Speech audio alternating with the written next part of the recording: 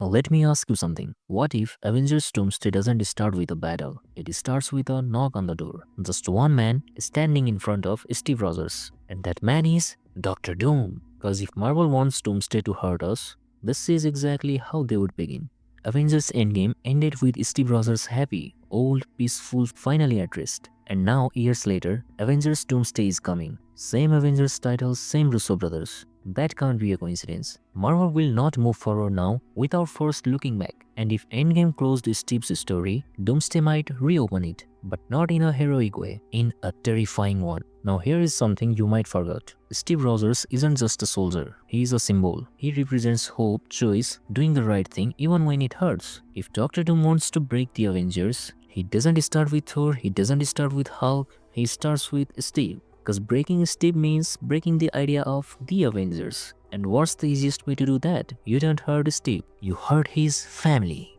Now let's slow down and be careful here. Marvel has officially shown Steve's kid on screen. And we do know one thing. Doctor Doom is obsessed with power through legacy. Doom doesn't just fight heroes, he targets what they love, what they protect, what they leave behind. And if Marvel is adapting even a small part of that, then Doom going after the kids makes sense. Not to kill them, but to control the present through the future.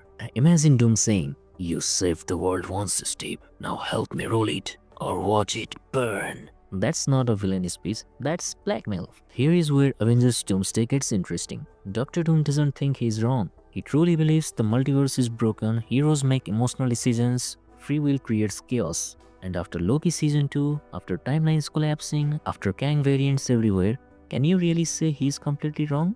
Doom's goal isn't destruction, it's control. And for that, he doesn't just need power, he needs the Avengers. Now this is where Doomsday might stand. Just like Infinity War, the Avengers won't be together. They will be fighting in different places, protecting different people, making different choices. And Doom will use that. Some Avengers will fight him, some will fail, and some might work for him. Not because they want to, but because Doom gives them an impossible choice. Save one world or lose everything. That's how heroes break. Now let's talk about the hardest part. Thor. Thor is the last original Avenger, still standing in the spotlight. He has lost his parents, his brother, his home, his people. So if Marvel wants to show how dangerous Doom really is, Thor makes the most sense. Not a cheap death, not shock value, but a god falling. A fight Thor cannot win.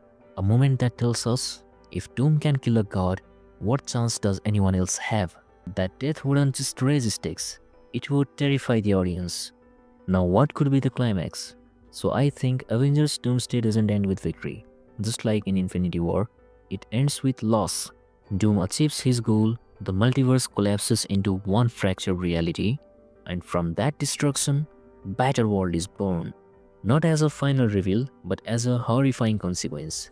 Some Avengers stand against Doom, some will stand beside him, and some don't stand at all. That's why this movie leads directly into Secret Wars, not as a sequel, but as a reckoning.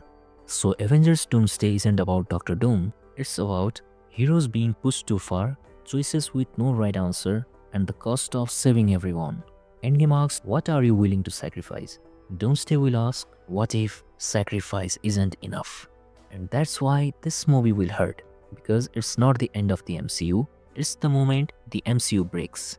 So if Doomsday really begins with a quiet visit to Steve Rogers, don't expect explosions, expect consequences. Cause the scariest villains don't destroy worlds themselves. They convince heroes to do it for them.